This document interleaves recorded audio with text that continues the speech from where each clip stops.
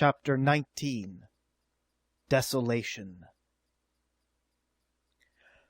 Stranger, more thrilling even than had been the flight of the Earth after being forced out of its orbit, was the flight of those dozen air cars of the moon, bearing the rebels of Daedalus' gens back to Earth. For the light which glowed from the bodies of the rebels, which had been given them by their passage through the white flames, was transmitted to the cars themselves, so that they glowed as with an inner radiance of their own, like comets flashing across the night. Strange alchemy, which Sarka wondered about, and, wondering, looked ahead to the time when he should be able, within his laboratory, to analyze the force it embodied, and thus gain new scientific knowledge of untold value to people of the Earth.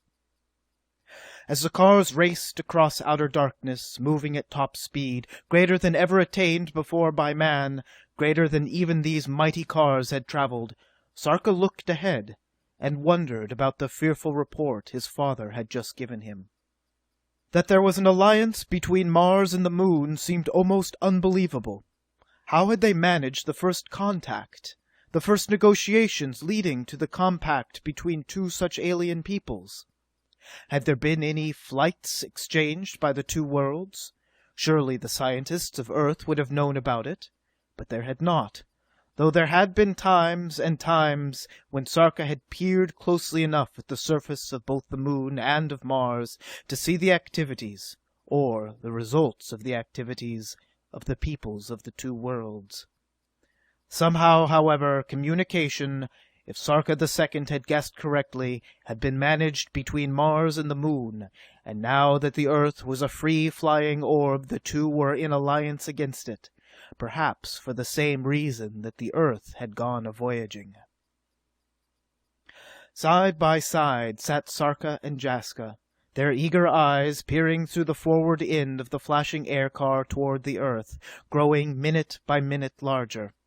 They were able, after some hours, to make out the outlines of what had once been continents, to see the shadows in valleys which had once held the oceans of Earth. And always, as they stared and literally willed the cubes which piloted and were the motive power of the air cars to speed and more speed, that marvelous display of interplanetary fireworks which had aroused the concern of Sarka II. What were those lights? Whence did they emanate? Sarka II had said that they came from Mars, yet Mars was invisible to those in the speeding air cars, which argued that it was hidden behind the Earth. There was no way of knowing how close it was to the home of these rebels of Daedalus' gens. And ever as they flashed forward, Sarka was recalling that vague hint on the lips of Jaska, to the effect that Luar, for all her sovereignty of the Moon, might be, none the less, a native of the Earth, but how? Why? When? There were no answers to any of the questions yet. If she were a native of Earth, how had she reached the Moon? When had she been sent there? Who was she? Her name, Luar, was a strange one, and Sarka studied it for many minutes, rolling the odd syllables of it over his tongue, wondering where, on the Earth, he had heard names or words similar to it. This produced no result until he tried substituting various letters, then again adding various letters. When he achieved a certain result at last, he gasped, and his brain was awhirl. Luar, by the addition of the letter N between the U and the A, became lunar, meaning of the moon. Yet lunar was unmistakably a word derived from the language of the Earth. It was possible, of course, that this was mere coincidence, but taken in connection with the suspicions of Jaska and the incontrovertible fact that Luar resembled people of the Earth, Sarka did not believe this particular whim of coincidence. Who was Luar? His mind went back to the clucking sounds which, among the gnomes of the Moon, passed for speech. He pondered anew.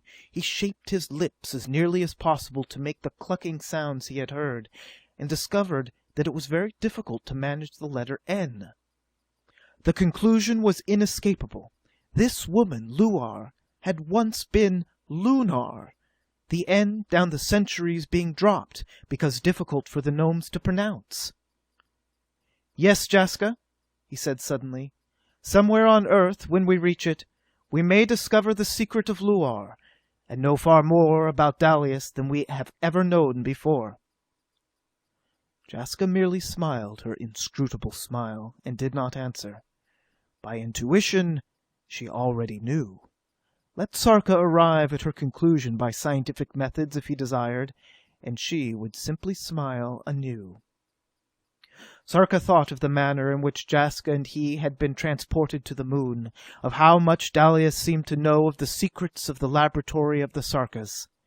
Might he not have known, 2 centuries ago, of the secret exit dome, and somehow managed to make use of it in some ghastly experiment? And still the one question remained unanswered. Who was Luar? The Earth was now so close that details were plainly seen. The Himalayas were out of sight over the Earth, and by a mental command Sarka managed to change slightly the course of the dozen air cars.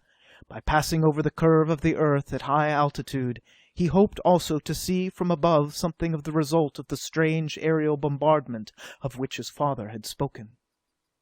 In their flight, which had been to them a flight through the glories of a super-heavenly universe, they had lost all count of time. Neither Sarka nor Jaska, nor yet the people in those other air cars, could have told how long they had been flying, when, coming over the curve of the Earth at an elevation of something like 3 miles, they were able at last to see into the area which had once housed the Gens of Dalius. A gasp of horror escaped the lips of Sarka and of Jaska. The Gens of Dalius had occupied all the territory northward to the pole, from a line drawn east and west through the southernmost of what had once been the Hawaiian Islands. Upon this area had struck the strange blue light from the deep cone of the moon. Here, however, the light was invisible, and Sarka flew on in fear that somehow his air cars would blunder into it and be destroyed. For that the blue light was an agent of ghastly destruction became instantly apparent. The dwellings of the Gens of Dalius were broken and smashed into chaotic ruins. Over all the area, even into the area of the Gens southward of that which had been Dalius, the blind gods of destruction had practically made a clean sweep. Sarka had opportunity to thank God that, at the time the blue column had struck the earth, it had struck at a spot which had been almost emptied of people, and realized that blind chance had caused it. For, in order for the Gens of Dalius to be in position to launch their attack against the moon, he had managed, by manipulating the speed of the barrels, to bring that area into position directly opposite the moon. Had it been otherwise, the blue column might have struck anywhere and wiped out millions of lives. "God, Jaska," murmured Sarka. "Look!" Think of a shoreline, once lined with mighty buildings, after the passage of a tidal wave greater than ever before known to man. The devastation would be indescribable. Multiply that shoreline by the vast area which had housed the Gens of Dalius, and the mental picture is almost too big to grasp. Chaos, catastrophe, approaching an infinity of destruction. The materials of the vast buildings set close together had been twisted into grotesque, nightmarish shapes, and the whole fused into a burned and gleaming mass which covered half of what had once been a mighty ocean, as though a bomb larger and more devastating than ever imagined of man, a bomb large enough to rock the earth, had landed in the midst of the area once occupied by the Gens of Dalius. Yet Sarka knew, remembering the murmuring of the blue column as it came out of the cone, all this devastation had been caused in almost absolute silence. People could have watched and seen these deserted buildings slowly fuse together, run together as molten metal runs together, like the lava from a volcano of long ago under the ponderous moving to and fro of some invisible juggernaut-like agency. Sarka shuddered, trying to picture in his mind the massing of the minions of Mars, who thus saw a new country given into their hands, if they could take it. Had the Earth been taken by surprise? Had Sarka the Second been able to prepare for the approaching catastrophe? Father, he sent his thoughts racing on ahead of him, are those lights which are striking the earth causing any damage? Only, came back the instant answer, in that they destroy the courage of the people of the earth. The people, however, now know that Sarka is returning, and their courage rises again. The flames are merely a hint of what faces us, but the people will rise and follow you wherever you lead. So, as they raced across the area of devastation, the face of Sarka became calm again. On a chance, he sent a single sentence of strange meaning to his father. The ruler of the moon is a woman called Luar, which seems a contraction of lunar. For many minutes Sarka the Second made no answer. When it came, it startled Sarka to the depths of him, despite the fact that he expected to be startled.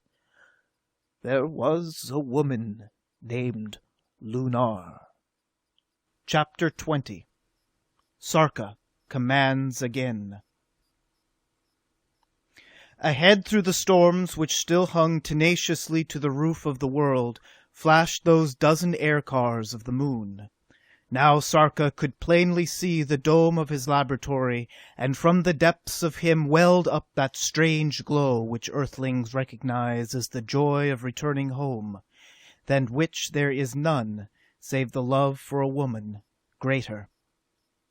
Now he could see the effect of those flares, or lights from Mars, which impinged on the face of the earth, though he could see no purpose in them, no reason for their being, since they seemed to do no damage at all, though the effect of them was weird in the extreme. Outer darkness rent with ripping, roaring storms, flurries of ice, snow, and sleet, shot through and through by balls of lambent flames in unguessable numbers. Every light which struck the surface of the earth bounded away, and, half a mile or so from the surface again, burst into flaming pinwheels like skyrockets of ancient times. Strange lights, causing weird effects, but producing no damage at all, save to lessen to some extent the courage of earthlings, because they did not understand these things. And always, down the ages, man had stood most in fear of the unknown. Sarka peered off across the heavens, where a ball of flame now seemed to be rising over the horizon, and was amazed at the size of this planet. Mars was close to Earth, so close that, had they possessed air cars like those of the moon people, which remained to be seen, they could easily have attacked the Earth. Across the face of the earth flashed those fiery will-o'-the-wisps from Mars, without rhyme or reason, yet Sarka knew positively that they possessed some meaning, and that the earth had been forced thus close to Mars for a purpose. What that purpose was must yet be discovered. Then, under the air cars, the laboratory of Sarka. Down dropped the air cars to a landing near the laboratory, and to the cubes in the forepeak of each, Sarka sent the mental command. Assure yourselves that the air cars will remain where they are. Muster inside the laboratory, keeping well away from the master barrel. Then to the people who had returned, clothed in strange radiance, from the moon with Sarka and with Jaska, he spoke. Leave the cars and enter my laboratory, where further orders will be given you. With Jaska still by his side, Sarka entered the laboratory through the exit dome. Inside, clothing was swiftly brought for the rebels, for Sarka and for Jaska. But even when they were clothed, these people who had come back seemed to glow with an inner radiance which transfigured them. Sarka the Second, his face drawn and pale, came from the observatory to meet his son, and the two were clasped in each other's arms for a moment. Sarka the Second, who had looked no older than his son, seemed to have aged a dozen centuries in the time Sarka had been gone. But it was not of the threatened attack by Martians that Sarka the Second spoke. He made no statement. He merely asked a question. Was Lunar very beautiful? and just a bit unearthly in appearance? Sarka started. Yes, beautiful, wondrously, fearfully beautiful. But I had the feeling that she had no heart or soul, no conscience, that she was somehow, well, bestial. A moan of anguish escaped Sarka II. "Dalius again!" he ejaculated. "But much of the fault was mine. Before you were born, we scientists of Earth had already several times realized the necessity of expansion for the children of Earth, if they were to continue. Dalius's proposal to my father was discarded because it involved the wholesale taking of life. But after the oceans had been obliterated and the human family still outgrew its bounds, Dalius came to my father and me with still another proposal. It involved a strange, otherworldly young woman whom he called Lunar. Her family, well, nothing was known about her, for her family could not be traced. Wiped out, I presume, in some inter-family quarrel, leaving her alone. Dalius found her, took an interest in her, and the very strangeness of her gave him his idea, which he brought to my father and me. His proposal was somewhat like that which you made when we sent the Earth out of its orbit into outer space, save that Dalius's scheme involved no such program. His was simply a proposal to somehow communicate with the moon by the use of an interplanetary rocket that should carry a human passenger. He put the idea up to this girl, Lunar, and she did not seem to care one way or another. Dalius was all wrapped up in his ideas, and gave the girl the name of Lunar, as being symbolical of his plans for her. He coached and trained her against the consummation of his plan. We knew something, theoretically at least, about the conditions on the moon, and everything possible was done for her to make it feasible for her to exist on the moon. My error was in ever permitting the experiment to be made, since if I had negatived the idea, Dalius would have gone no further. But I, too, was curious, and Lunar did not care. Well, the rocket was constructed and shot outward into space by a series of explosions. No word was ever received from Lunar, though it was known that she landed on the moon. I say no word was ever received, yet what you have intimated proves that Dalius has either been in mental communication with her, hoping to induce her to send a force against the Earth, and assist him in mastering the Earth, overthrowing we Sarkas, or has been biding his time against something of the thing we have now accomplished. This seemed to clear up many things for Sarka, though it piled higher upon his shoulders the weight of his responsibilities.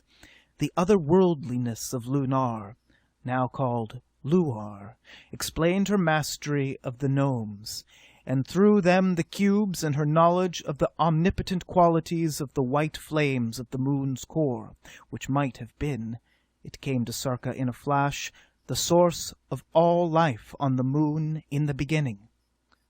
"But, Father," went on Sarka, "I don't see any sense in this aerial bombardment by Mars." "I believe," said Sarka II sadly, "that before another 10 hours pass, we shall know the worst there is to be known. But now, son, instead of going back into attack against the moon, we go into battle against the combined forces of Mars and of the moon." Sarka now took command of the forces of the Earth. Swiftly he turned to the people of the Gens of Dalius who had come back with him. "You will be divided into 11 equal groups, as nearly as possible. Father, will you please arrange the division? Each group will be attached to the staff of one of the spokesmen of the Gens, so that each spokesman will have the benefit of your knowledge with reference to conditions on the moon. Each group will re-enter its particular air car, retaining control of the cube in each case, of course, and will at once repair to his proper station. Telepathy is the mode of communication with the cubes, and you rule them by your will. Each group, when assembled by my father, will choose a leader before quitting this laboratory, and such leader will remain in command of his group. under the overlordship of the spokesman to whom he reports with his group. You understand? Your loyalty is unquestioned.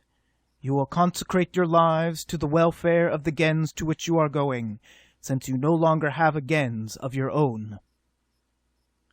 Sarka turned to the cubes, which had formed in a line just inside the exit dome, and issued a mental command to the cube that had piloted his air car from the moon. The cube faded out instantly, appearing immediately afterward on the table of the vari-colored lights. "Father," said Sarka, "while I am issuing orders to the spokesman, please see if you can discover the secret of these cubes, how they are actuated, the real extent of their intelligence. The rest of you, with your cubes, depart immediately and report to your new gens." Within 10 minutes the divisions had been made, and the radiant people had entered the air cars, and, outside the laboratory, risen free of the earth, and turned, each in its proper direction, for the gens of its assignment. The Sarkas and Jaska watched them go. There remained but one air car, standing outside on half a dozen of those grim tentacles, with 2 tentacles swinging free, undulating to and fro like serpents, harnessed electricity actuating the tentacles, cars and tentacles subservient to the cubes. The air cars safely on their way, Sarka stepped to the master barrel, turned it down to normal speed, and signaled the spokesman of the gens. "The Moon and Mars are in alliance against us, and Dalius has allied himself and his gens with the ruler of the Moon. I don't know yet what form the attack will take, but know this, that the safety of the world, of all its people, rests in your hands, and that the war into which we are going is potentially more vast than expected when this venture began, and more devastating than the fight with the air cars of the Moon. Coming to you in air cars which we managed to take from the Moon people are such of the people of the gens of Dalius as were able to return with me. Question them. Gather all the information you can about them, and through them keep control of the cubes which pilot the air cars, for in the cubes, I believe, lies the secret of our possible victory in the fight to come." Sarka scarcely knew why he had spoken the last sentence. It was as though something deep within him had risen up, commanded him to speak, and deeper yet, far back in his consciousness, was a mental picture of the devastation he had witnessed on his flight above the area that had once housed the gens of Dalius. For in that ghastly area, he believed, was embodied an idea greater than more wanton destruction, just as there was an idea back in the fiery lights from Mars greater than mere display.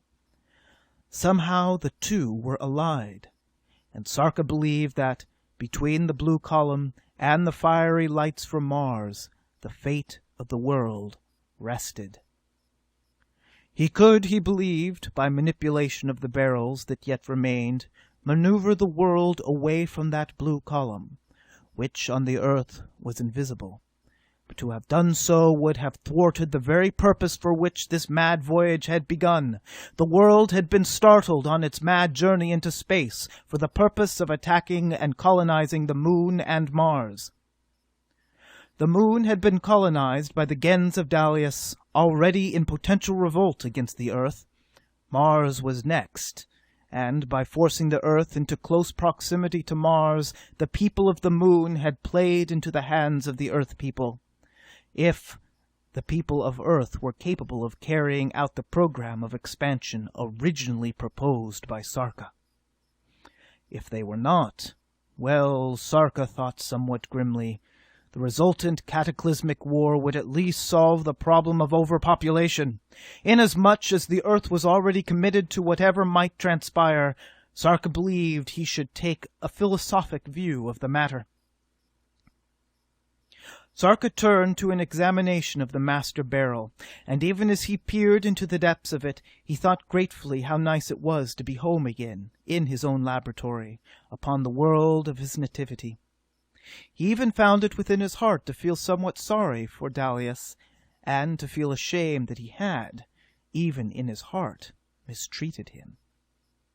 Then he thought, with a tightening of his jaw muscles, of the casual way in which Dalius had destroyed Sarka the First, of his forcing his people to undergo the terrors of the lake of the white flames, without telling them the simple secret of his betrayal of the earth in his swift alliance with Luar, or Luar herself, when, as Lunar, a strange waif of earth, Dalius had sent her out as the first human passenger aboard a rocket to the moon. All his pity vanished, though he still believed he had done right in sparing Dalius's life. Suddenly there came an ominous humming in the barrel, and simultaneously signals from the vari-colored lights on the table. Sarka whirled to the lights, noting their color, and mentally repeating the names of the spokesmen who signaled them. Even before he gave the signal that placed him in position to converse with them, he noted the strange coincidence. The spokesmen who desired speech with him were tutelary heads of the Gens, whose borders touched the devastated area where Dalius had but recently been overlord. An icy chill caressed his spine as he signaled the spokesman to speak. Yes, Vardi, Prul, Classer, Cleric. The report of each of them was substantially the same, though touched in different words freighted heavily with strange terror. The devastated area has suddenly broken into movement. Throughout that portion of it, visible from my Gens area, the fused mass of debris is bubbling, fermenting, walking into life. An aura of unearthly menace seems to flow outward from this heaving mass, and the whole is assumed a most peculiar radiance, cold, gleaming, like distant starshine. "Wait!" replied Sarka swiftly. "Wait until the people I have sent you have arrived. Report to me instantly if the movement of the mass is noticeably augmented, and especially so if it seems to be breaking up, or coagulating into any sort of form whatever." Then he dimmed the lights, indicating that, for the moment, there was nothing more to be said. Just then his father, face very gray and very old, entered the room of the master barrel from the laboratory. "Son," he said, "the crisis is almost upon us. The Martians are coming." Chapter 21. Cubes of Chaos. Sarka raced into the observatory, wondering as he ran how the attack of the Martians would manifest itself, but scarcely prepared for the brilliant display which greeted his gaze. Compared to the oncoming flames from Mars, the preceding display of lights had been as nothing. The whole heavens between the Earth and Mars seemed alight with an unearthly glare, as though the very heart of the sun had burst and hurled part of its flaming mass outward into space. On it came with unbelievable speed, but there was no telling yet the form of the things which were coming. "What are they?" whispered Jaska, standing fearlessly at Sarka's side. "Interplanetary cars? Rockets? Balls of fire? Or beings of Mars?" "I think," said Sarka, after studying the display for a few minutes, "that they are either rockets or fireballs, perhaps both together. But the Martians cannot consolidate any position on the Earth without coming to hand grips. Since they must know this, we can expect to see the people of Mars themselves when, or soon after, those balls of fire strike the Earth." Sarka raced back to the room of the master barrel as a strident humming came through to him. The spokesmen of the Gens, whose borders touched those of the devastated Dalius area, were reporting again, and their voices were high-pitched with fear that threatened to break the bounds of sanity. "The ferment in the devastated area," was the gist of their report, "is assuming myriads of shapes. The fused mass is broken up into isolated masses, and each mass of itself is assuming one of the many forms." "What forms?" snapped Sarka. "Quickly!" "Cubes! Thousands and millions of cubes, and the cubes themselves are forming into larger cubes, some square, some rectangular. In the midst of these formations are others, mostly columnar, each column consisting of cubes which have coalesced into the larger form from the same small cubes. The columnar formations are topped by globes, which emit an ethereal radiance." Listen!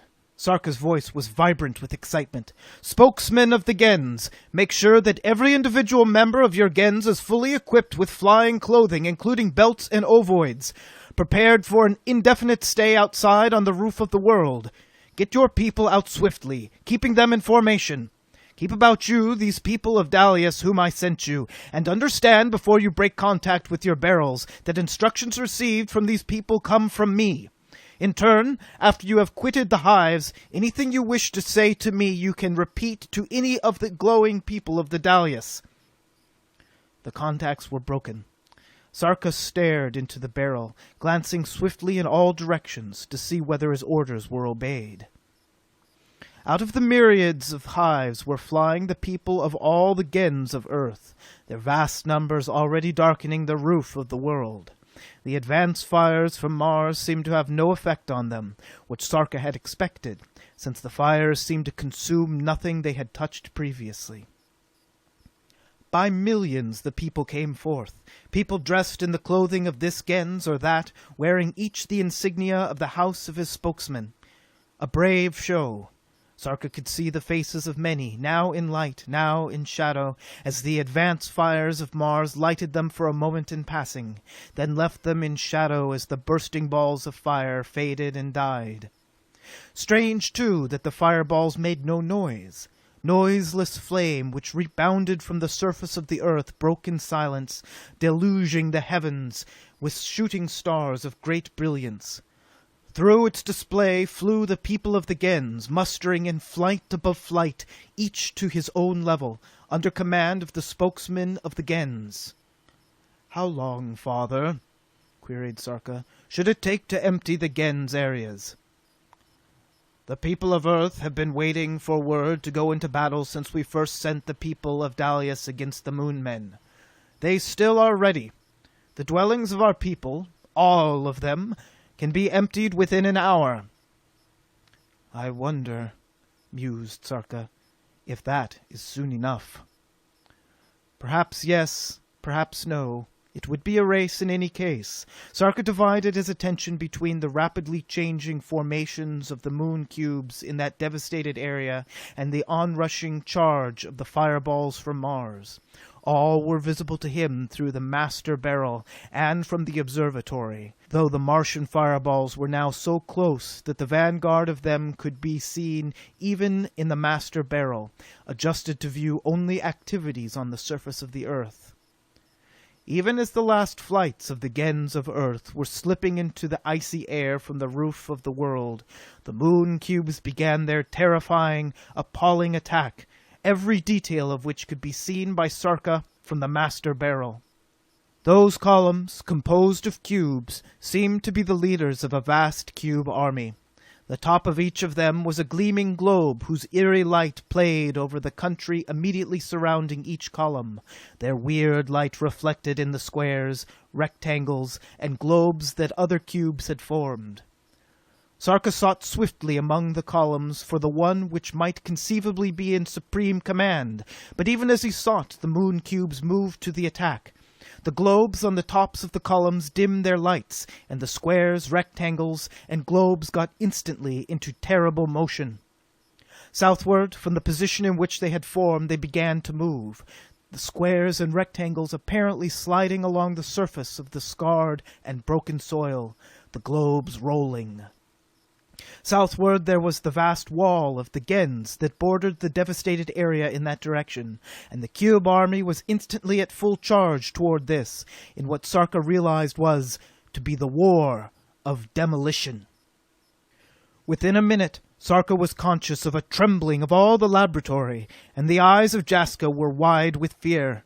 Swiftly the trembling grew, until sound now was added to the vast, awesome tremor, a vast, roaring crescendo of sound that mounted and mounted as the speed of the cube army increased.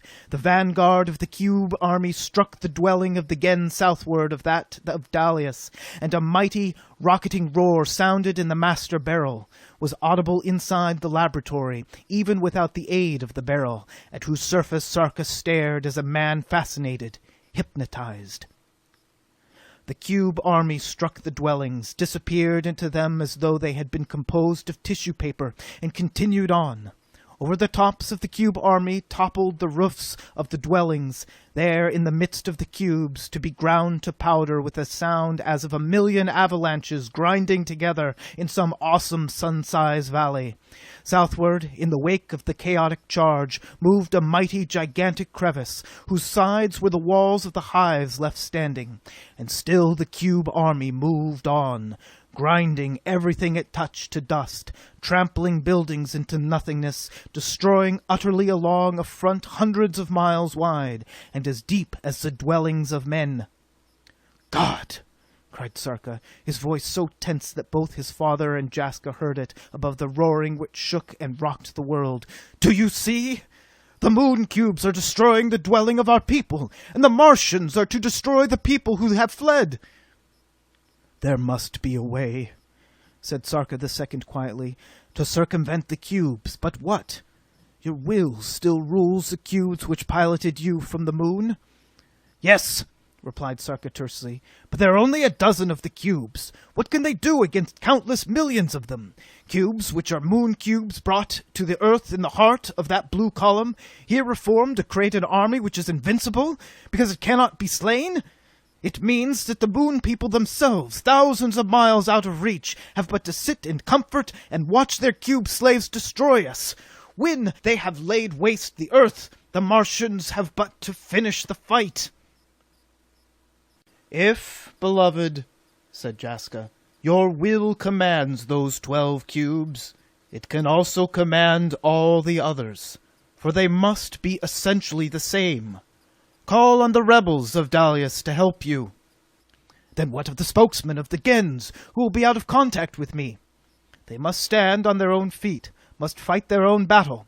Call to you the people who have passed through the white flames, and fight with the distant will of Luar, and of Dalius for control of the cube army." Again that exultation which convinced him he could move mountains with his 2 hands coursed through the being of Sarka. Quietly, he answered Jaska. "I believe you are right," he said softly.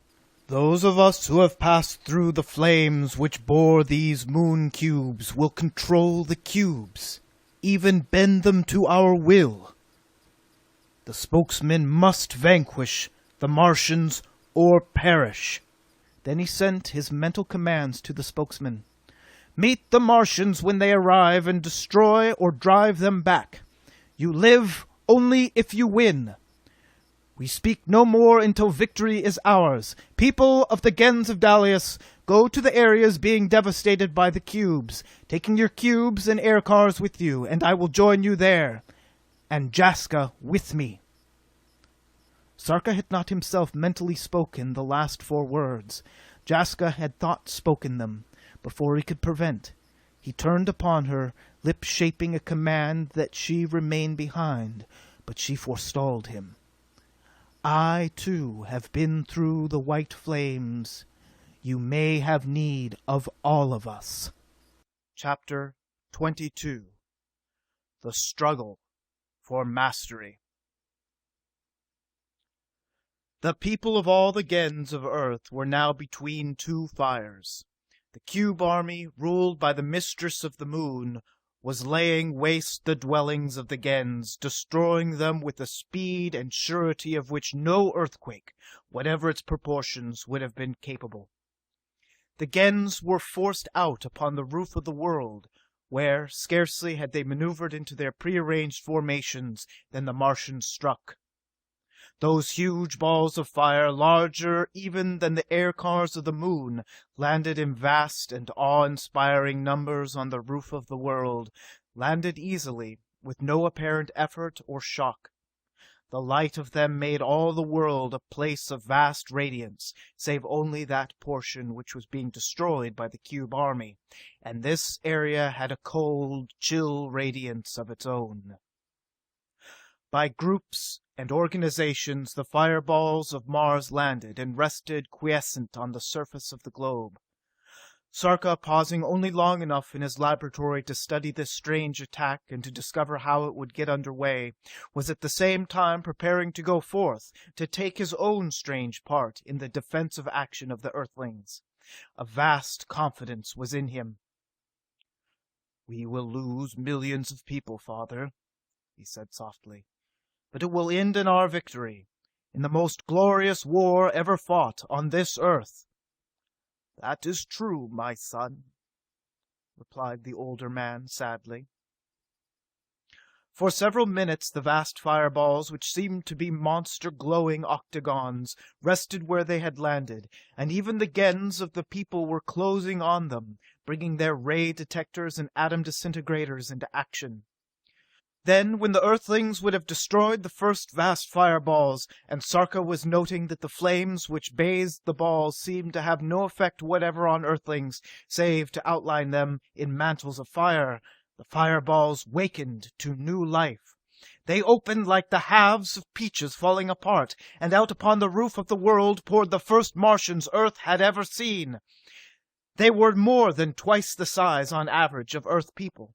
At first glance seemed to resemble them very much, save that their eyes, which each Martian was possessed of two, were set on the ends of long tentacles, which could stretch forth to a length of 2 feet or more from the eye sockets, and thus be turned in any direction. Each eye was independent of its neighbor, as one could look forward while the other looked backward, or one look right while the other looked left. Each Martian possessed 2 arms on each side of a huge, powerful torso, and legs that were like the boils of trees, compared to the slender limbs of Earthlings. All the Martians seemed to be dressed in the skins of strange, varicolored beasts. Each carried in his upper right hand a slender cane-like thing that's some 3 feet in length, from whose tip there flashed those spurts of flame which had puzzled the Earth people before the actual launching of the attack. Beyond these weapons, the Martians seemed to possess no weapons of offense at all, nor of defense. "With our ray detectors and atom disintegrators," said Sarka, moving into the exit dome with Jaska, "we can blast them from the face of the Earth." But in a moment he realized he had spoken too hastily. The nearest fireball was, of course, within the area of the gens of Cleric, and Sarka could see with his naked eyes all that transpired. The Martian passengers, who moved swiftly away from their fireball vehicles. Then a flight of the gens of Cleric descended upon the fireball and its fleeing passengers, with tiny ray detectors and atom disintegrators held to the fore, ready for action. The Martians, at some distance from their glowing vehicle, paused and formed a ragged line, facing the ball, staring at the descending people of the gens of Cleric, their tentacle-like eyes waving to and fro, oddly like the tentacles of those air cars of the moon. The flight was hovering above the first fireball. In a second row, at the command of an underling, the ray detectors would destroy fireball and Martians as thoroughly as though they had never existed at all. But then a strange thing happened. At that exact moment, timing their actions to fractions of seconds, the Martians raised and pointed their cane-like weapons of the spurting flames. They pointed them, however, not at the Earthlings, but at the fireball which had brought them to Earth. Instantly the fireball exploded, as with the roaring of 100 mighty volcanoes, and the descending flights of the gens of Cleric was blasted into countless fragments. Bits of them flew in all directions. Many dropped, the mangled, infinitesimal remains of them, down to the roof of the Earth, while many were hurled skyward through formations above them, while those formations, to a height of a full 2 miles, were broken asunder. Many flights above that first flight were smashed and broken, their individual members hurled in all directions by that one single blast of a single fireball. Individuals who escaped destruction were hurled end over end, upward through other flights higher above, and the whole aggression of flights which had been concentrated on that first fireball was instantly demoralized, while full 50% of its individuals were instantly torn to bits. Sarka groaned in the depths of him. The leader of the Martians, or the master who sent them here to win. For they do not win, they cannot return to Mars, as they will have destroyed their vehicles. Their confidence is superhuman. Have faith in the courage of Earthlings, son, said Sarka. It was much to ask, for if one single of these fireballs could wreak such havoc with the people of Earth, what would the destruction by the countless other unexploded fireballs of the Martians? Still, the spokesmen themselves must discover a way to hold their own, to win against the Martians. For Sarka, there was greater work to do. He must oppose the wills of Luar and of Dalius in a mighty mental conflict which would decide whether the homes of men would be saved or utterly destroyed by the moon cubes. But as he left through the exit dome with Jaska by his side, he shuddered, and was just a little sick inside as he saw the fearful result of that first explosion of a Martian fireball. Bits of human wreckage were scattered over the earth for a great distance in all directions from where the fireball had exploded, and at that spot a gigantic crater had been torn in the roof of the world, going down to none knew what depths. Even the Martians here, only to consolidate positions which had passed the demolition of the moon cubes, were capable of demolitions almost as ghastly and complete as those of the cubes. The sound was incapable of being described, for outside the laboratory the sound of the advance of the moon cubes eating into the dwellings of men, tumbling them down, grinding them to powder, was cataclysmic in its mighty volume. 1,000,000 express trains crashing head-on into walls of galvanized iron at top speed simultaneously. Eardrum crashing blows as fireballs exploded, the screams and shrieks of maimed and dying Earthlings, of Earthlings unwounded but possessed of abysmal fear. Then, resolutely, Sarka turned his back on the conflict between the Martians and the people of Earth, and hurtled across the devastated roof of the world toward that area which was feeling the destructive force of the Vandal Cube army. As he flew, Jaska keeping pace with him in silence, his mind was busy. Passage through the white flames of the moon had given him the key. Those white flames, source of all life on the moon, rendered almost godlike those whom it bathed, gave them unbelievable access of mental brilliance, were the source of that blue column which had forced the Earth outward toward Mars, were the source, in some way, of the cubes themselves, as he and Jaska, after passing through them, owed their own near divinity to the same white flames. Those flames had made Luar mistress of the moon, therefore of the gnomes and of the cubes. Therefore Sarka, having been bathed in the flames, should make himself master of the cubes if he could outwill the combined determinations of Luar and of Dalius. His confidence was supreme as he fled through the outer darkness toward the eerie light which came from the area of demolitions. Looking ahead, he could see tiny glows in the sky, which he knew to be the rebels of Dalius's Gens, flying to keep their rendezvous with him. Higher mounted his courage and his confidence as he approached the roaring crash, perpetual and always mounting, which showed him where the cube army was busiest. The sound vibrated the very air, causing the bodies of Sarka to tingle with it, causing them to flutter and shake in their flight with its awesome power. But they did not hold back, flew onward through the gloom, leaving behind them the brightly lighted areas where the Gens of Earth battled with the fireballs of the Martians, moving into the area of the eerie glowing of the cubes. Just as he approached the spot where mighty dwellings were tumbling before the march of the cube army, he sent a single command toward the cube which had piloted him from the moon. Come to me on the edge of the crevice, nearest the place of most destruction. Would the cube now be subservient to his will? He wondered. Everything depended upon that. If not, then he might as well try to stay the forces of a mighty avalanche with his breath, as halt the cube army with his will. But, strangely enough, the closer he came to the vast area of tumbling dwellings, the calmer he became, the more sure that he would win against the cubes. For when he landed at the lip of the crevice, across which he could look for 100 miles, a single cube gleamed brightly almost at his feet, awaiting his orders.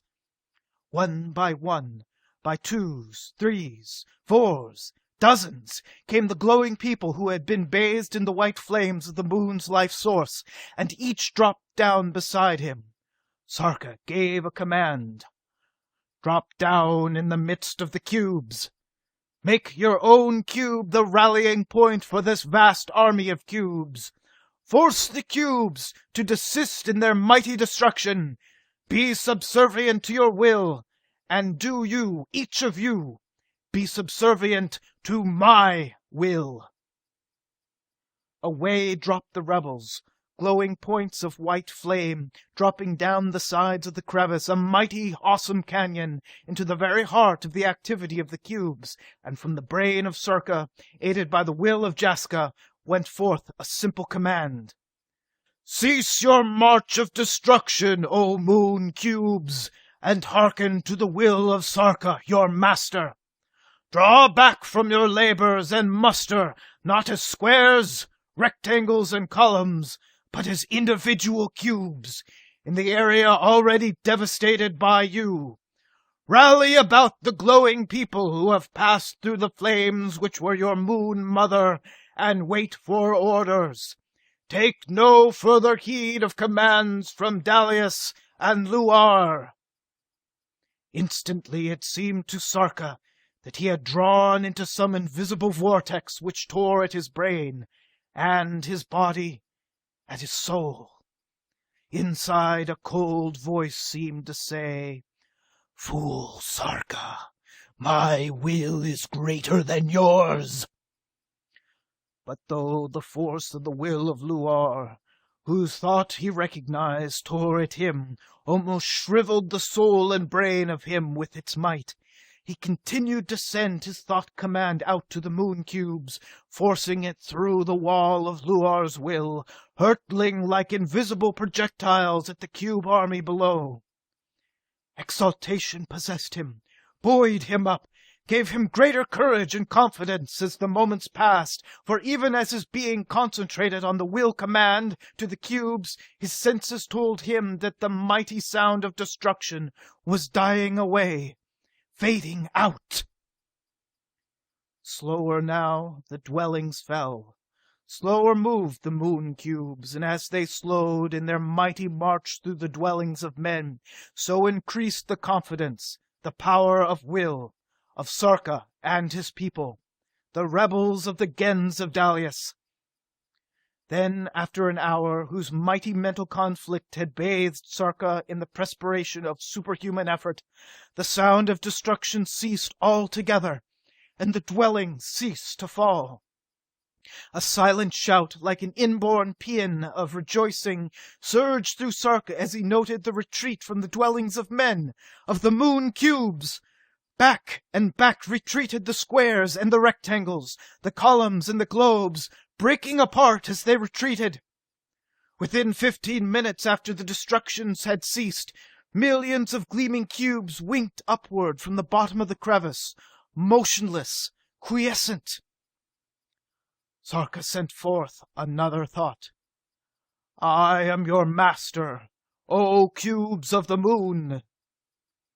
No sound, no movement answered him. Luar and Dalius are no longer able to command you. Still no sound or movement of the cubes. Then, taking a deep breath, as of a swimmer preparing to dive into icy water, Sarka gave a new command. Dissolve! Reform on the roof of the world in globes! Roll over the face of the earth! Destroy the fireballs of Mars and take prisoners, inside the globes, the attackers from Mars! Instantly the gleaming cubes vanished, and darkness as of a mighty pit possessed the crevice of destruction. Then, at the lip of the great crevice, the cubes swept into form. Myriads of globes which gleamed with the cold blue brilliance of the moon. They had no sooner formed as globes than they were in action again, rolling over the roof of the world as with a rising crescendo of thunder tumbling down the night black sky. So mighty was their rush that the roof of the world trembled and shook. Above their charge raced Sarka and Jaska, and with them the rebels of the Gens of Dalius. All were present when the cubes crashed into the fireballs from Mars, swept the Martians within themselves as prisoners, held them securely, and continued on, destroying the fireballs in myriads. Here and there, fireballs exploded on contact, destroying the globes, which immediately reformed again, as though the explosions had not been felt at all. Sarka had won the allegiance of the moon cubes, which had defeated and taken prisoners the Martians, destroying the vehicles in which they might have returned to Mars. And as realization came, darkness settled over the roof of the world. The last flare of Mars faded and died. This done, the cubes formed in mighty rows, facing the laboratory of Sarka. His heart beating madly with exultation, Sarka studied them. Then he stepped into the observatory, gazed away across the space which separated the Earth from the moon, sent a menial message winging outward. Luar, Dalius. Faintly, fearfully, came the answer. We hear, O Sarka. Shift the blue column away from the Earth. Do not interfere as we return to our orbit about the sun. Obey, or I combine the total wreckage of Mars, the Earth, and the Moon in an attack against you and your Martian ally. Inform your ally that their people will not return, that the Earth has need of them, but that 2 Gens of Earth will be received by Martians in perfect amity, and these Gens allowed biding places on Mars. Unless your ally obeys, the Martian in my hands will be destroyed. In an hour the answer came, the snarling thought answer of Dalius. We hear, we obey, but Dalius is never beaten while he lives. His day will come. Sarka found himself feeling even a little sorry for the sorely beaten Dalius, but his face was grim as he sent another command to the people of Dalius who had passed through the life source of the moon. Take command of the cubes and force them to repair the damage which has been done to the dwellings of men, to repair them completely over all the face of the Earth. As the glowing people hurried to obey, Sarka softly asked his father, But what shall we do with the Martians? Sarka II smiled. Release them, and send them to the lowest level, where, guarded by the cubes, they will be sent constructing fireballs like those in which they arrived for the use of Earth, if Dalius or the Martians ever attack again. And son... Yes, O my father, asked Sarka softly. I have another suggestion for the employment of the cubes. Let them build air cars to be used by the Gens of Prol and of Klasser as transportation to Mars whenever you are ready for them to go. Sarka smiled boyishly, happily. Yes, O my father. And is there anything else? Yes. Take Jaska as your mate. Do you not see that she is waiting for you to speak? Sarka turned to Jaska, whose face was glorious in her surrender, and whose lips were parted in a loving smile, which faded only when Sarka's lips caressed it away. The end.